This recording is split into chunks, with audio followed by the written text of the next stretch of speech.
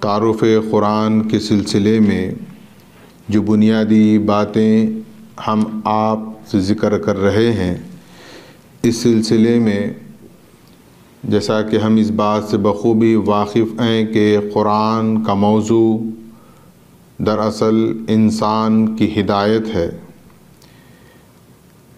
لیکن اس کا یہ مطلب نہیں کہ اس میں دیگر علوم کو پروردگار عالم نے بیان نہیں فرمایا، بلکہ اللہ تعالیٰ کی یہ کتاب ہے جس کو ام الکتاب بھی کہا جاتا ہے، جس میں پروردگار عالم نے تمام علوم کو بیان کیا ہے، لیکن اس کتاب کا اصل مقصد بنی نوع انسانوں کی ہدایت ہے۔ اب اس سلسلے میں قرآن مجید میں بعض سائنسی حقائق پر بھی پروردگار عالم نے تذکرہ کیا ہے، لیکن مکمل طور پر یہ کوئی سائنس، فلسفہ، تاریخ، منطق کی کتاب نہیں ہے، لیکن جن باتوں کی طرف پروردگار عالم نے اشارہ کیا ہے، قرآن مجید کا یہ اعجاز اور اس کا یہ معجزہ ہے کہ آج کی اس ترقی یافتہ صدی میں قرآن مجید کے بیان کردہ کلمات کی تصدیق ہوتی نظر آ رہی ہے۔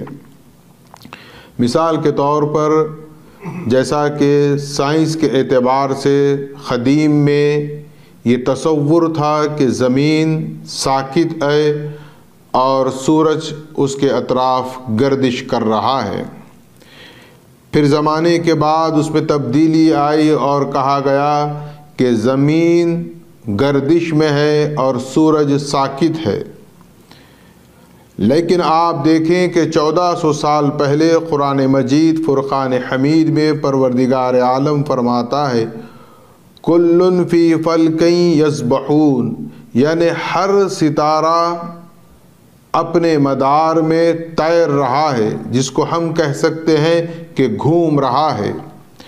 اب آپ دیکھیں کہ سائنس نے پہلے کہا زمین ساکت ہے، پھر سائنس نے کہا کہ زمین حرکت میں ہے، اور اللہ قرآن مجید میں فرما رہا ہے کہ ہر سیارہ اپنے مدار میں گردش کر رہا ہے۔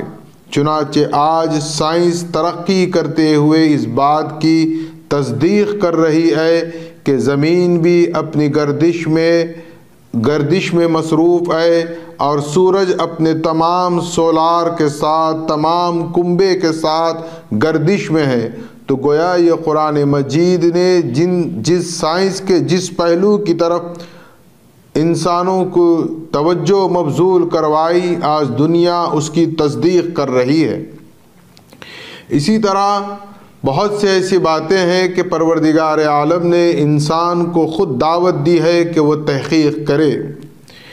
سورہ بقرہ میں پروردگار عالم ارشاد فرماتا ہے ان فی خلق السماوات والارض واختلاف اللیل والنہار والفلک التی تجری فی البحر بما ينفع الناس وما انزل اللہ من السماء ماء فاحیا به الارض بعد موتها وبث فيها من كل دابة وتصريف الرياح والسحاب المسخر بين السماوات والأرض لآيات لقوم يعقلون۔ یہ دیکھیں قرآن مجید کی یہ ایک طویل آیت ہے، سورہ بقرہ کی تقریباً 20ویں رکوع کی پہلی آیت ہے۔ اللہ نے اس آیت مبارکہ میں تمام سائنسی علوم کو بیان فرما دیا۔ اب دنیا تحقیق کر رہی ہے اور تصدیق کر رہی ہے، اور اللہ دعوت دے رہا ہے لآیات لقوم یعقلون، یہ اللہ کی نشانیاں ہیں اہل عقل کے لیے جو اپنے آپ کو عقل مند یا سمجھدار سمجھتے ہیں۔ چنانچہ اس سلسلے میں فرانس کے ایک بہت بڑے سرجن ڈاکٹر مورس بوکائے نے ایک کتاب تحریر کی ہے جو آج تقریباً دنیا کی ہر زبان میں دستیاب ہے، جس کا نام ہے the science, the Bible and the Quran. انہوں نے اپنی تحقیق سے یہ بات بیان کی ہے کہ جن جن باتوں کو سائنسی حقائق کو قرآن مجید نے بیان کیا ہے، قرآن کا یہ اعجاز ہے کہ کوئی بھی بات کی سائنس نے تردید نہیں کی۔ یعنی قرآن نے جو کہا ہے آج من و ان وہ ظاہر ہو رہا ہے۔ ایسا نہیں کہ سائنس کے معاملے میں قرآن نے کچھ کہا اور آج سائنس ترقی کر کے کچھ بات کہہ رہی ہے، بلکہ اللہ نے جو اشارے بیان کیے ہیں وہ آج لوگوں کے سامنے آ رہے ہیں۔ اس کے برخلاف بائبل میں جو سائنسی حقائق کا تذکرہ ملتا ہے، آج دنیا اس کی تردید کر رہی ہے، یعنی اس کے اگینسٹ سائنسی حقائق منظر عام پر آ رہے ہیں۔ تو آپ اندازہ کریں کہ یہ اللہ کے کلام کا اعجاز ہے۔ جس زمانے میں قرآن نازل ہوا 1400 سال پہلے، عوام سائنسی طور پر اتنی ترقی یافتہ نہیں تھی، اسے ان چیزوں کا ان حقائق کا کوئی اندازہ نہیں تھا، لیکن جیسے جیسے زمانہ ترقی کرتا جا رہا ہے سائنسی حقائق ہمارے سامنے آ رہے ہیں۔ اور پھر اس کے بعد آپ دیکھیں کہ پروردگار عالم نے انسان کی تخلیق کے مراحل کو بھی قرآن مجید میں بیان فرمایا ہے، اور ہم غور کریں کہ کتنا پروردگار عالم نے مؤثر انداز میں انسان کی تخلیق کے مراحل کو بیان کیا۔ اور یہ کب بیان ہو رہا ہے؟ آج سے 1400 سال پہلے۔ نہ اس زمانے میں کوئی مائکروسکوپ ہے، نہ ایکس رے ہے، نہ اسکیننگ ہے، کچھ نہیں ہے، لیکن اللہ خالق فرما رہا ہے وَلَقَدْ خَلَقْنَا الْإِنسَانَ مِنْ سُلَلَةٍ مِّن طِينٍ ثم جعلناه نطفة في قرار مكين فخلقنا النطفة علقة فخلقنا العلقة مضغة فخلقنا المضغة عظاما فكسونا عظام لحما ثم انشأنا خلقا آخر۔ اگر ہم ان آیات پر تھوڑا سا تدبر کریں تو آپ دیکھیں کہ کیا اللہ کے کلام کی یہ شان ہے، کس طرح وہ جنین کی کیفیت، یعنی جو ماں کے پیٹ میں جو بچے کی کیفیت ہے اس کو بیان کر رہا ہے۔ اب آپ دیکھیں کہ اس کی ترتیب پر بھی غور کریں آپ۔ وَلَقَدْ خَلَقْنَا الْإِنسَانَ مِنْ سُلَلَةٍ مِّن طِينٍ فرمایا۔ اللہ نے فرمایا کہ ہم نے انسان کی تخلیق مٹی سے کی ہے۔ اب دیکھیے پھر اس کے بعد فرماتا ہے ثم جعلناه نطفة فی قرار مکین۔ اب آپ دیکھیں یہاں پر ثم فرما رہا ہے پروردگار عالم، یعنی مٹی سے نطفہ جو ماں کے پیٹ میں نطفتن فی قرار مکین، ایک عرصہ لگتا ہے، ایک وقفہ ہوتا ہے، ایک ٹائم لیتا ہے کہ زمین کی غذا جب ہم استعمال کریں گے وہ غذا ہماری قوت بنے گی، پھر وہ نطفے کی کیفیت بنے گی۔ تو ایک پروسیس ہے یہ پورا کہ ہماری وہ نطفہ بننے کی جو ٹائم پیریڈ ہے اس میں وقت لگتا ہے۔ تو اللہ نے کیا فرمایا ثم جعلناہ نطفۃ فی قرار مکین، لیکن اس کے بعد کیا فرماتا ہے فخلقنا النطفۃ علقہ، پھر اللہ فرماتا ہے فا۔ اب آپ دیکھیے ثم عربی زبان میں تاخیر کے لیے یا زیادہ جب ٹائم لگتا ہے تو اللہ اس کو ثم سے بیان فرماتا ہے، لیکن جب اسٹیپ بائی اسٹیپ کوئی بات ہوتی ہے تو اللہ کا کلام اور عربی گرامر کا اصول ہے ثم نہیں بلکہ فا کا استعمال کیا جاتا ہے۔ اب دیکھیے آپ ثم جعلناہ نطفۃ فی قرار مکین فخلقنا النطفۃ علقہ۔ اللہ نے فرمایا کہ یہ نطفہ پھر کیا ہوتا ہے، اس نطفے کو ہم علقہ بنا دیتے ہیں۔ یوں سمجھ لیں کہ اللہ فرما رہا ہے کہ ہم گوشت کا لوتھڑا بنا دیتے ہیں۔ آپ ان آیات کی قرات کرتے وقت یہ ذہن میں رکھیں کہ یہ اس وقت نازل ہوئی ہیں جبکہ ابھی اسکیننگ مشین وجود میں نہیں آئی ہے۔ یہ اللہ فرما رہا ہے فَخَلَقْنَا النُّطْفَةَ عَلَقَةً، نطفے کو اللہ نے علقہ بنایا۔ پھر اس کے بعد فرمایا فَخَلَقْنَا الْعَلَقَةَ مُضْغَةً، پھر اس گوشت کے لتھڑے کو اللہ نے کیا کیا ہے مضغہ بنا دیا ہے۔ آج کی سائنس کہہ رہی ہے مضغہ کس کو کہتے ہیں. پہلے زمانے میں لوگوں نے اس پر بہت سا کلام کیا ہے، لیکن جدید سائنس کہتی ہے کہ یہ معلق ہو جاتا ہے پیٹ میں ماں کے.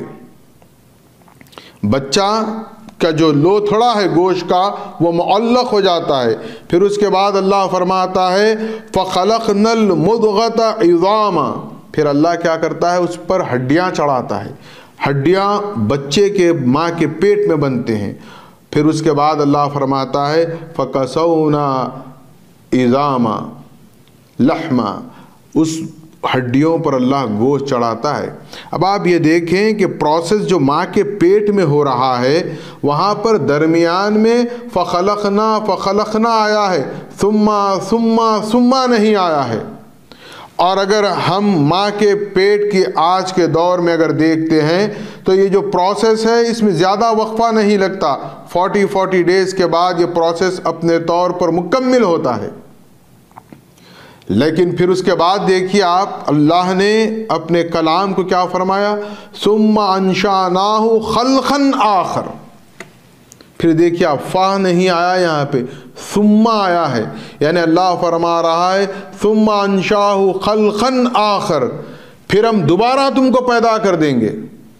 تب ہماری موت ہو جائے گی، موت کے بعد پھر ہم دوبارہ زندہ ہوں گے، یعنی دوبارہ اللہ ہماری تخلیق فرمائے گا. تو آج آپ دیکھیں یہ 1400 سال پہلے یہ سائنس سے متعلق ہے، لیکن آج دنیا اس کی تصدیق کر رہی ہے. اس سلسلے میں بعض محققین و علماء دین نے بڑی اچھی بات کہی ہے کہ انہوں نے کہا کہ قرآن کیا ہے، اللہ کا فعل. دنیا کیا ہے، کائنات کیا ہے، اللہ کا فعل، اللہ کا عمل. قرآن کیا ہے، اللہ کا کلام.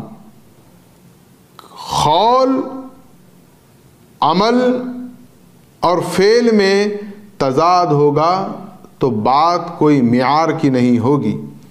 مثال کے طور پر ہم خود آپس میں ایک دوسرے سے کہتے ہیں کہ قول اور فعل میں تضاد ہے، اس کا کیا اعتبار، کہتا کچھ ہے کرتا کچھ ہے. تو ایسا جو شخص ہوگا جو کہے گا کچھ کرے گا کچھ تو اس کا کوئی اعتبار نہیں ہوگا. اب دیکھیے آپ یہ اللہ کا کلام ہے قرآن، یہ کہہ رہا ہے، اور یہ کائنات کیا ہے، اس کا عمل ہے. تو معاذ اللہ کیسے ممکن تھا کہ اس میں تضاد ہو جائے، اس میں اختلاف ہو جائے. بس اتنا ہے کہ اس زمانے میں انسانی ذہن یا علم اس مقام پر نہیں پہنچا تھا کہ وہ اس کی تصدیق کر سکے. اب مثال کے طور پر قرآن یہ کہتا ہے کہ 7 آسمان ہیں. آج یقیناً ہمارے لیے بات بہت عجب ہے، ہم یقین نہیں کر سکتے، لیکن میرا یہ یقین ہے کہ آنے والے وقت میں دنیا اس قدر سائنسی علوم میں ترقی کرے گی، وہ یہ قرآن کے اس قول کی تصدیق کرے گی اور کہے گی کہ واقع میں 7 آسمان ہیں. یہ قرآن کے سائنس سے اگر ہم سمجھتے ہیں نہیں ہے تو یہ بات غلط ہے کہ معاذ اللہ یہ کوئی مذہبی کتاب کا ہم نے رنگ دے رکھا ہے. یہ مذہبی کتاب نہیں بلکہ انسانوں کی ہدایت کی کتاب ہے. اس میں اخلاق بھی سکھائے جاتے ہیں، آداب بھی سکھائے جاتے ہیں، عبادات بھی سکھائی جاتی ہے، معاشرت بھی سکھائی جاتی ہے، معیشت بھی سکھائی جاتی ہے. زندگی کا ہر پہلو، ہر حصہ قرآن ہمیں سکھاتا ہے. اب ہماری اپنی استطاعت ہونی چاہیے کہ ہم سیکھ سکیں. اب اس کے بعد کچھ بنیادی چیزیں قرآن کی فہم کے لیے ہم اپنے اذہان میں محفوظ رکھیں. پہلی چیز کہ قرآن مجید کا جو اسلوب استدلال ہے وہ منطقی نہیں ہے بلکہ وہ فطری ہے. انسان کی فطرت کو وہ اپروچ کرتا ہے. اور انداز کیا ہے، خطاب کا انداز ہے. خطاب کے انداز میں ہوتا یوں ہے کہ انسان کو وہ اپیل کرتا ہے، جھنجھوڑتا ہے، اس کے جذبات کو ابھارتا ہے. اللہ خود کہتا ہے کہ دیکھیا سنوریہم آیاتنا فی الآفاق و فی انفسہم. اللہ نشانیاں آفاق میں بھی رکھا ہے اور ہمارے اپنے اندر بھی رکھا ہے. حتی یتبین لہم انہ الحق، یہاں تک کہ یہ ثابت ہو جائے گا کہ یہ قرآن حق ہے۔ تو ہم قرآن کیا ہے، اس کا جو اسلوب ہے وہ فطری ہے، وہ ہمارے اندر ہماری روح کو اپروچ کرتا ہے، ہمیں جھنجھوڑتا ہے کہ ہم اس کو تسلیم کریں۔ منطقی نہیں ہے کہ ادھر ادھر کی کچھ واقعات، کچھ باتیں کر کے کچھ استدلال پیش کیا جائے، نہیں، ایسا نہیں ہے، بلکہ انسان کی فطرت اور اس کی روح کو جھنجھوڑنے والا یہ اللہ کا کلام ہے۔ پھر اس کے بعد دوسری اہم بات یہ ہے کہ قرآن مجید دو حصوں میں منقسم ہے، اس کے آیات محکمات ہیں اور متشابہات ہیں۔ اب اس سلسلے میں یاد رکھیں کہ جو محکم آیات ہیں، جو احکام سے متعلق ہے، وہ یہ ہیں کہ یہ کرنا ہے، یہ نہیں کرنا ہے، یہ حرام ہے، یہ حلال ہے، یہ آپ کو ماننا ہے، یہ نہیں ماننا ہے، یہ کرنا ہے، یہ تمام چیزیں جو احکام کی ہوں گی وہ محکمات میں ہیں۔ لیکن بعض حصہ قرآن کا کیا ہے، متشابہات ہے، جو انسان کے سمجھ کے باہر ہے۔ مثال کے طور پر کیا ہم جنت کا تصور کر سکتے ہیں؟ جنت کیسی ہے؟ کیا ہم آخرت کا تصور کر سکتے ہیں؟ کیا ہم خبر کا تصور کر سکتے ہیں؟ کیا ہم فرشتوں کا تصور کر سکتے ہیں؟ یہ سب عالم غیب ہے۔ عالم برزخ کا کیا ہم تصور کر سکتے ہیں؟ نہیں، یہ متشابہات ہیں، ان کو ماننا ایمان ہے، لیکن آپ اس کو سمجھا نہیں سکتے۔ اب دیکھیے، آپ قرآن میں پروردگار عالم نے بے شمار مقامات پر جنت کا ذکر کیا ہے۔ عام موٹے لفظوں میں ہم خود کیا سمجھتے ہیں؟ جنت کے معنی ایک خوبصورت باغ ہوگا، وہاں دودھ کی نہریں ہوں گی، شہد کی نہریں ہوں گی، حوریں خوبصورت ملیں گی، محلات ہوں گے، ہمہ قسم کی غذا اور میوہ جات ہوں گے۔ یہ حق ہے۔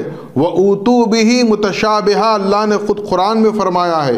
یہ جو سیب کا ذکر ہے یا انار کا ذکر ہے، ہم واقف ہیں کہ ایپل سیب کس کو کہتے ہیں، انار سے ہم واقف ہیں، ہم باغ سے واقف ہیں، ہم محل سے واقف ہیں، لیکن یہ ہوگا، لیکن آپ کو اندازہ ہونا چاہیے یہ نزل من غفور الرحیم ہے، یہ ہماری ابتدائی مہمان نوازی ہے جنت کی۔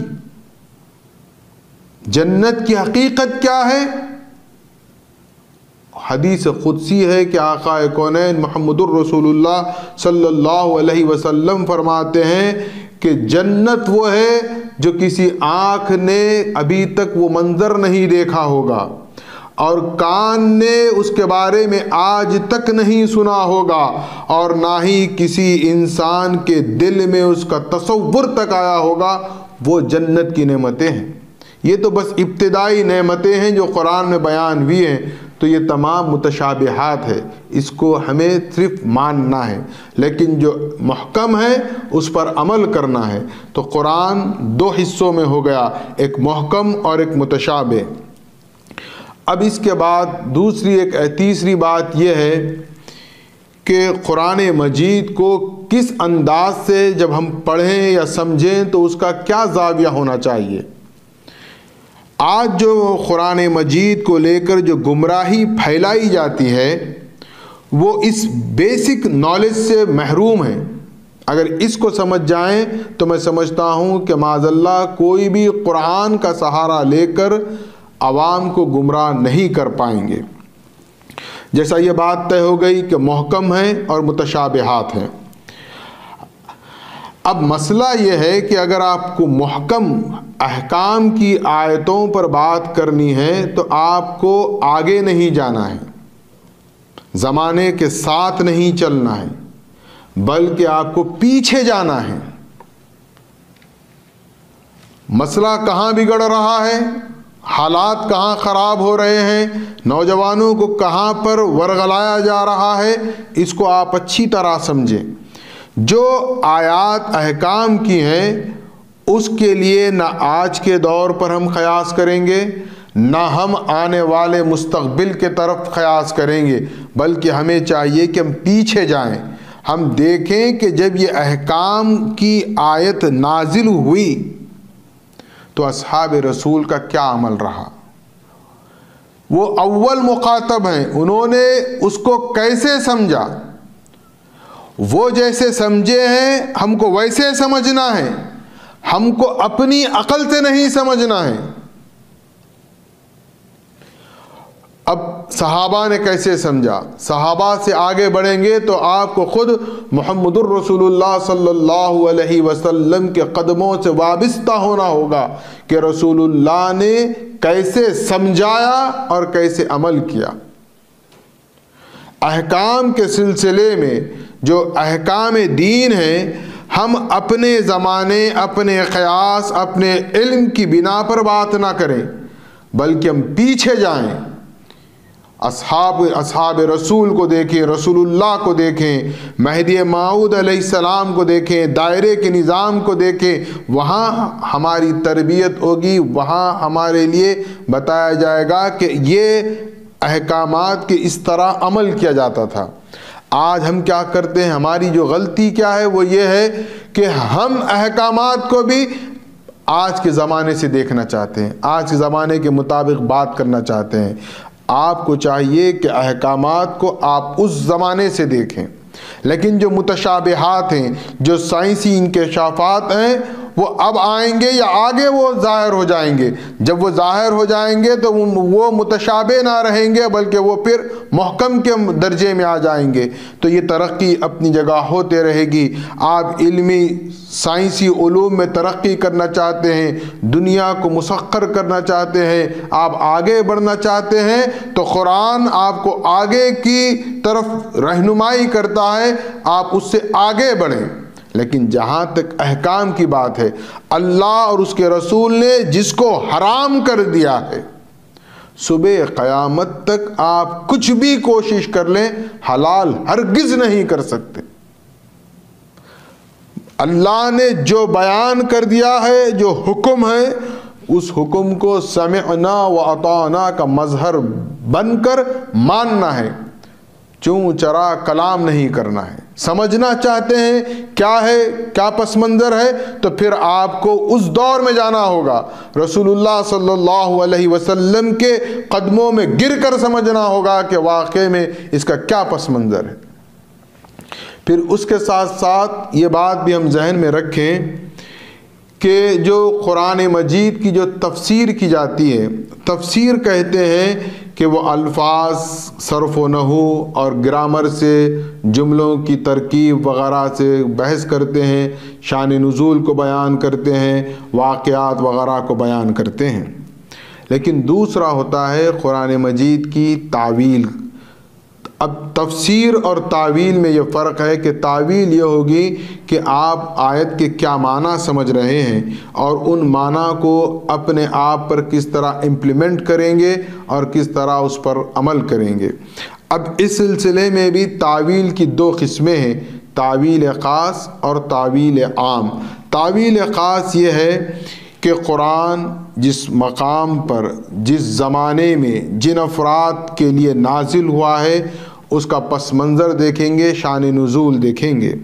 اس کے پہلے مخاطب کون ہیں؟ امیین ہیں، جاہل افراد ہیں، قرآن کے مطابق پڑھے لکھے لوگ نہیں ہیں، شاذ و نادر ہی وہاں پر کوئی پڑھا لکھا ہوتا تھا، تو ان میں یہ قرآن آیا۔ قرآن کی آیت کے نزول کا ایک پس منظر ہوتا، ایک واقعہ ہوتا، لیکن یہ کیا ہے؟ تعویل خاص ہے۔ آپ صرف اس کو دیکھیں گے، لیکن یہی وہ قرآن ہے جو ایران کے فلسفے کو بھی رہنمائی کرتا ہے، یونان کے طب کو بھی رہنمائی کرتا ہے، آج بھی رہنمائی کرتا ہے۔ آنے والے اگر 700 سال تک دنیا قائم رہے گی اور دنیا سائنسی علوم میں ترقی کرے گی تو اس کو بھی یہ رہنمائی کرے گا۔ یہ ہوگی تعویل عام، کہ ہم دیکھیں گے کہ اس آیت کے تحت ہم کیسے اپنی زندگی گزاریں اور اس کے کیا معنی ہیں اور اس کے کیا مطالب ہیں، اور اس پر غور کریں گے۔ اور دوسری اہم بات، قرآن مجید جاہل کے لیے بھی رہنمائی کرتا ہے، عالم کے لیے بھی رہنمائی کرتا ہے۔ یہ ایسا نہیں ہے کہ صرف اہل علم کے لیے ہے، جہلا کے لیے اس کا کوئی حصہ نہیں ہے، جاہل کے لیے بھی ہے اور عالم کے لیے بھی ہے۔ مثال کے طور پر اگر سمندر میں آئل ٹینک اگر پھٹ جائے گا تو کیا نظر آئے گا کہ سمندر کی سطح پر آئل آپ کو نظر آئے گا، وہ سطح کے اندر داخل نہیں ہوگا، آئل ہوگا وہ سمندر کی سطح پر ہی رہے گا۔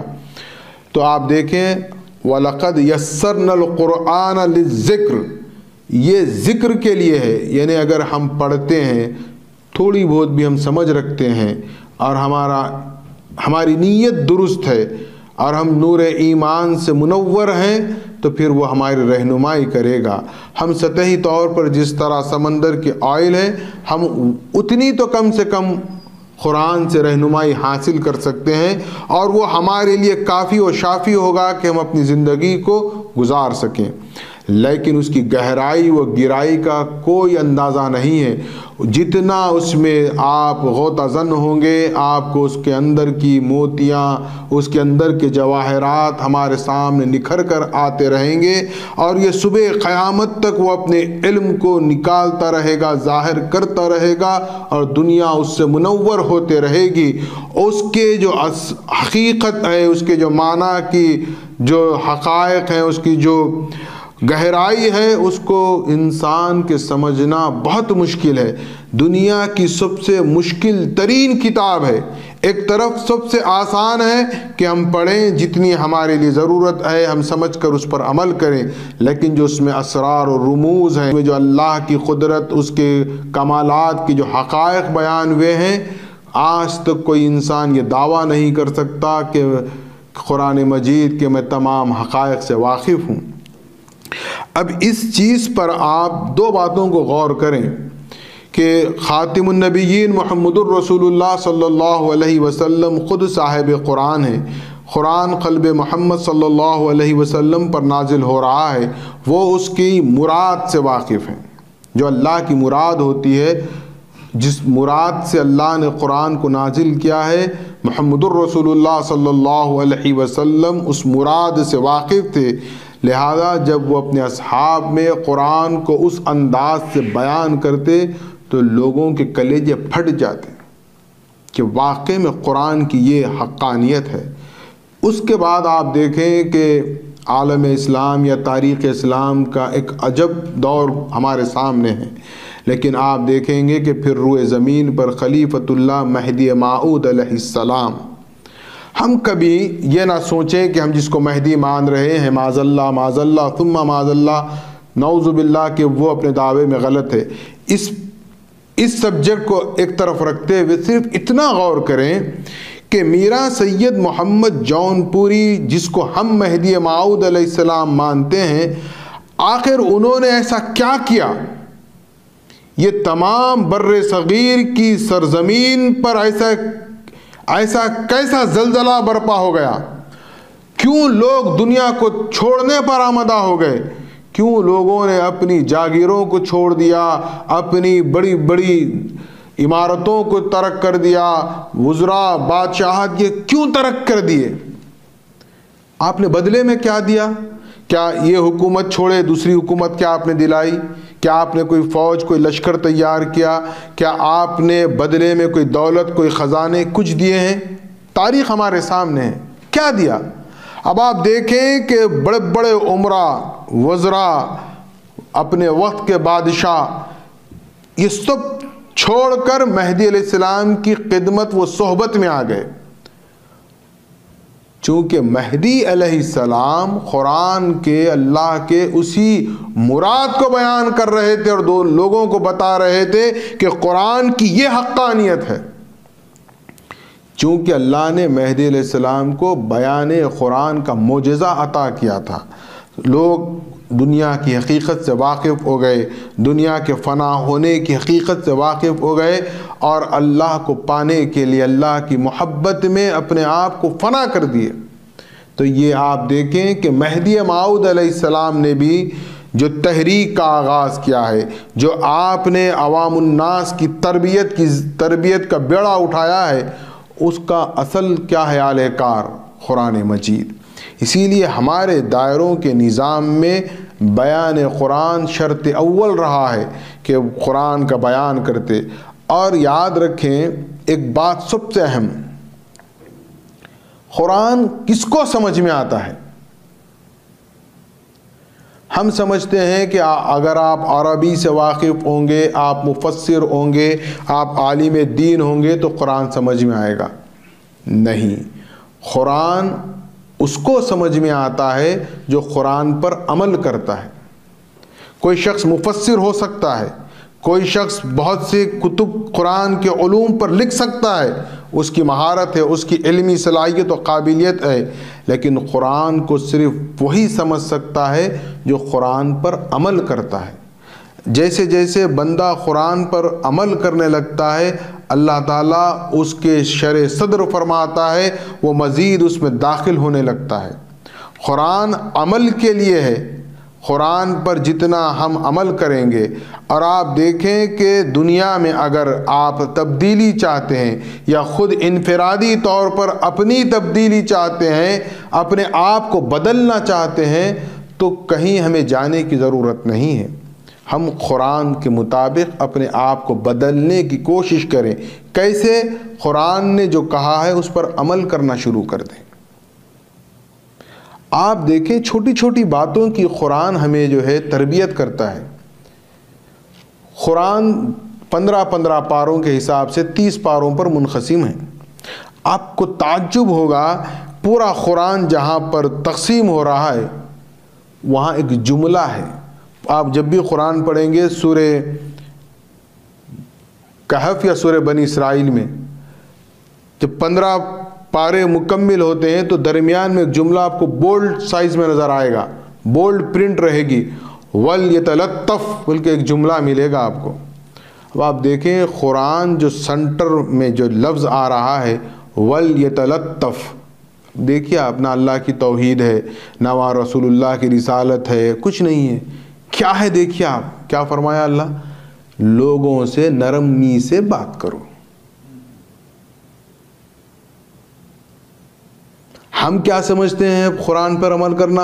تہجد گزار ہو جاؤ، سجدے پہ سجدے کرتے چلے جاؤ، نمازوں پہ نمازاں پڑھ لو، روزوں پہ روزے رکھ لو، قرآن کے ورد پہ قرآن پہ ورد کرتے چلے جاؤ، وہ کرتے چلے جاؤ، ایک بڑا ہنگامہ اپنے آپ میں برپا کرتے ہیں۔ نہیں، کیا ہے؟ دیکھیے آپ، نیستی سکھاتا ہے قرآن، نرمی سکھاتا ہے، انسانیت سکھاتا ہے، اخلاق سکھاتا ہے، بدگوئی بدزبانی سے روکتا ہے۔ اب آپ دیکھیں اللہ کا کلام ہے، قرآن کبھی پڑھیے اس زاویے سے، چلنا تک سکھاتا ہے زمین پر۔ کیا انسان کو چلنا نہیں آتا؟ آپ بولیے، کیا آپ کو مجھے چلنا نہیں آتا؟ چلنا آتا ہے، آپ کو بھی آتا ہے، مجھے بھی آتا ہے، ہر کوئی چلتا ہے، لیکن اللہ کیسے چاہتا ہے چلنا وہ بھی سکھاتا ہے۔ تو قرآن ایسا نہیں ہے کہ ہم نے اس کو ایک مشکل بنا لیا اپنے لیے، نہیں، قرآن بہت آسان ہے۔ انشاءاللہ العزیز قرآن کو ہم اس زاویے سے پڑھیں، سمجھیں، کوشش کریں۔ نہ میں پوری طرح قرآن پر عمل کر سکتا ہوں اور نہ میں اس کا دعویٰ کر سکتا ہوں، میں صرف آپ سے یہ گزارش اور یہ درخواست کرتا ہوں کہ آپ میرے لیے دعا کریں کہ جو چیز مجھے سمجھ میں آ رہی ہے کم سے کم میں خود اس پر عمل کر لوں۔ لہذا اللہ رب العزت کا یہ کلام ہے، یہ تعارف قرآن کے سلسلے میں آج ہم یہاں پر بات کو مکمل کر دیتے ہیں۔ انشاءاللہ العزیز آئندہ نشست سے 4 ہفتوں تک ایک اہم موضوع پر ہم آپ سے بات کریں گے، قصے تخلیق آدم، حضرت آدم کی تخلیق کا قصہ۔ اب اس میں آپ کو ابتدائی طور پر بتا دیتا ہوں کہ اس اسٹوری میں ایک ہیرو ہے اور ایک ویلن ہے۔ ہیرو حضرت آدم کو ہم مانتے ہیں، ویلن ہم شیطان کو مانتے ہیں۔ لیکن اب ہم دیکھیں گے اس قصے میں ہم کس زمرے میں آتے ہیں، ہم آدم کے زمرے میں آتے ہیں یا شیطان کے زمرے میں آتے ہیں۔ پورے قرآن مجید میں اللہ نے تخلیق آدم کے قصے کو 7 مرتبہ بیان کیا ہے۔ انشاءاللہ العزیز ایک نئے انداز سے آپ کے سامنے اس بات کو پیش کرنے کی کوشش کی جائے گی کہ ہم سمجھیں کہ ہماری تخلیق کا جو واقعہ ہے وہ کس قدر پرہیبت اور پرکیف ہے، اور اس سے ہم کیا سبق حاصل کریں اور ہم کس گروپ میں ہیں، ہم شیطان کے گروپ میں ہیں یا پھر ہم آدم کے گروپ میں ہیں۔ انشاءاللہ العزیز قصے تخلیق آدم کے بعد ہم سورہ الم تری سے والناس، جو چونکہ ہم اکثر پڑھتے ہیں یہ صورتیں، تو کم سے کم اس کا مفہوم ہمارے ذہن میں رہے، جب ہم پڑھیں ہمیں اس بات کا اندازہ ہو کہ ہم کیا پڑھ رہے ہیں۔ تو ان 10 صورتوں کو آپ کے سامنے ذکر کیا جائے گا۔ آگے اللہ نے اگر توفیق عطا کی تو انشاءاللہ العزیز قرآن مجید کے مزید صورتوں پر آپ سے گفتگو کی جائے گی۔ وآخر الدعوانا ان الحمد للہ رب العالمین۔